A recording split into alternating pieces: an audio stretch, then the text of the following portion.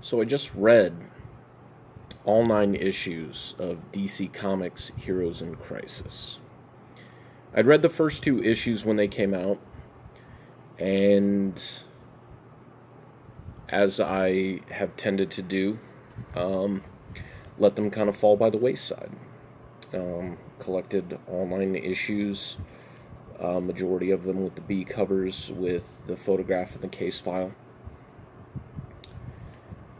This kind of played into the Bubba Files, the free comic book day giveaway that I did of the Bubba Patrol, to let you know a little bit about the characters and give their bios.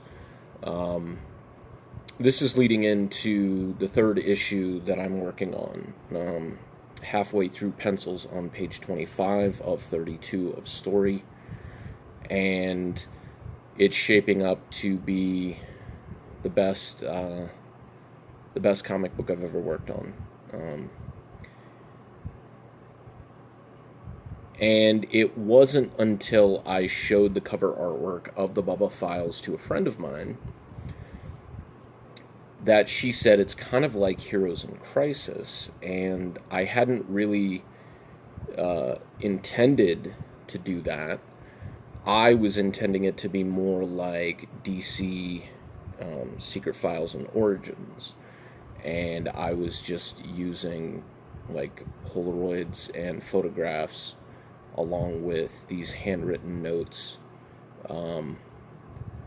that had heavy redactions in them, because we were also in the midst of just getting the Mueller report,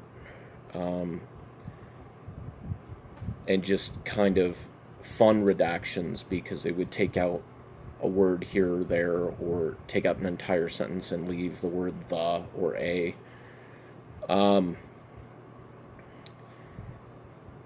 DC Comics have been killing it lately, like just completely crushing it.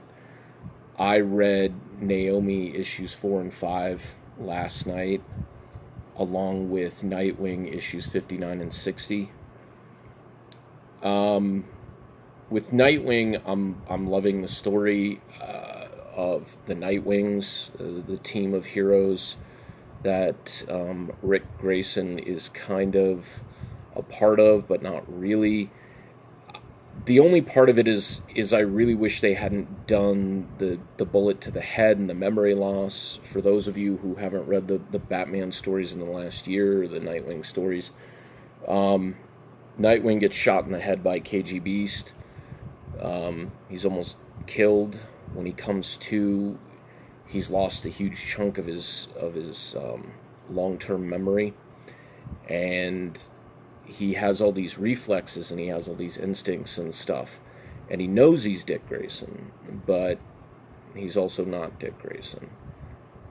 So he's trying to forge a new life for himself, which is interesting to say the least. However, there are some things about it tied in with somebody who was supposed to be on the creative team, that when I found out about it, I was getting ready to pull that title from my, just drop it from my pull list, because I don't care for that individual, and it stems from deeper things than we found out this past December. I just want them to get back to him being Dick Grayson, and because Dick Grayson as Nightwing is my favorite character.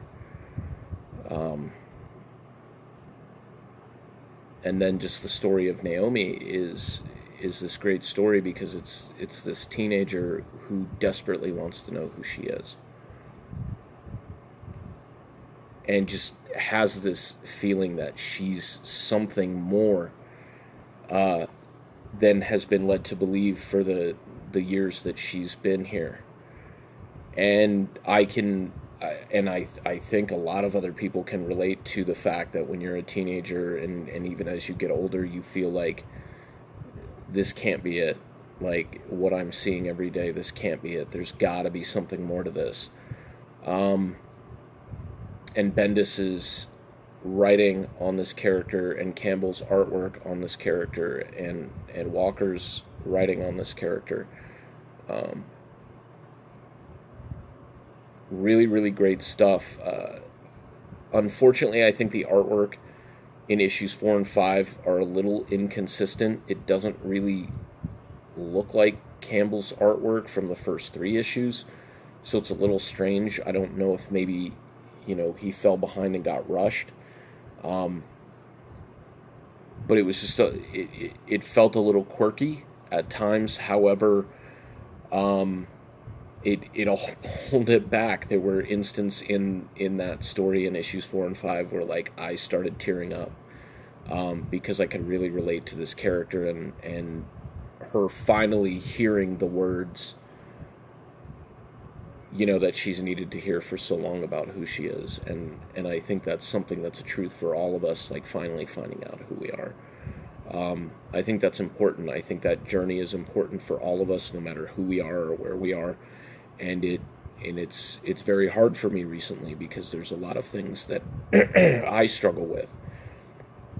I've been struggling a lot with anger lately. I've been struggling a lot with frustration because I am allowing myself to be pulled in different directions and allowing myself to be affected by the things people say and do. But that's what makes us human. That's what makes us flawed and damaged and perfect and wonderful in so many ways. And then there's Heroes in Crisis, which just again speaks to something that I can relate to, being somebody who is, I wouldn't say suffered or afflicted with, but has chosen the ideal of wanting to be better than maybe they're supposed to be, or maybe who they're supposed to be.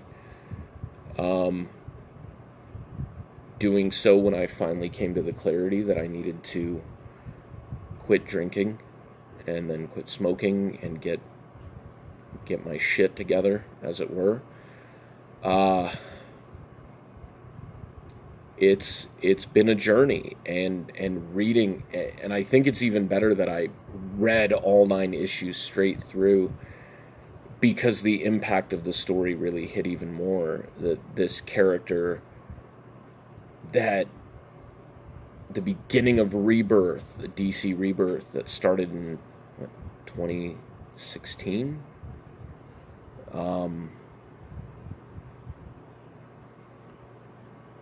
is so crazy. And at the beginning of Rebirth, Wally West was the cornerstone, and you didn't realize it unless you were reading Titans, that he was the tie between everything that happened. And there was a gap that nobody remembered, and he was the key to that. And Wally was, I think, the Indigo Lanterns. He was hope.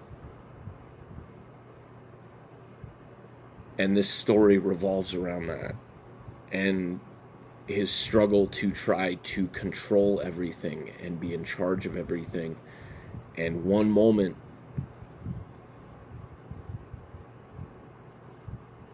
being the difference between being a hero and having to come to terms with all of that is a pretty awesome thing. Tom King, I mean, this was crazy. I mean, we all struggle with things, and some of us hide it better than others, and some of us publicize it better than others, and some of us don't even attempt to hide it, and others mask it as something else. And I struggle with it on a daily basis, trying to rein everything in and be stronger, because I believe I have to. And it's something that's dated back to when I worked in a crisis center, like, and I conned myself into believing that I was stronger and smarter and more proficient and everything. And I look back at those images and they haunt me because I see how bad I was treating myself and the damage I was doing to myself, like from a physical standpoint, and it resonates even more psychologically. And it's so amazing how I can take any real world scenario and I can put it into one of 4 categories, one of 4 genres, one of 4 things that I love more than anything else, and that is comic books, movies, music, and professional wrestling. And it all comes down to me believing I could be better and knowing I was better and not being able to hold on to that every single minute, and that driving me crazy because that's just what I have to do, because that's just what has to get done. And that's the pressure Wally West has been feeling his entire time as Kid Flash and The Flash and A Flash.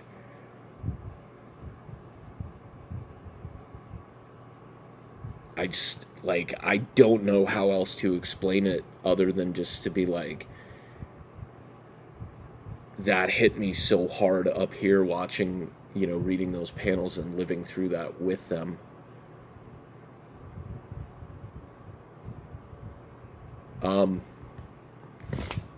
Anyways, if you can't tell, I highly recommend Heroes in Crisis. Issue 9 just dropped this week. It's a 9-issue miniseries. I highly recommend Naomi. Issue 6 will be dropping soon, in June.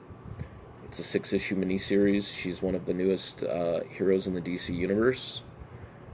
And her origin and her story is pretty compelling.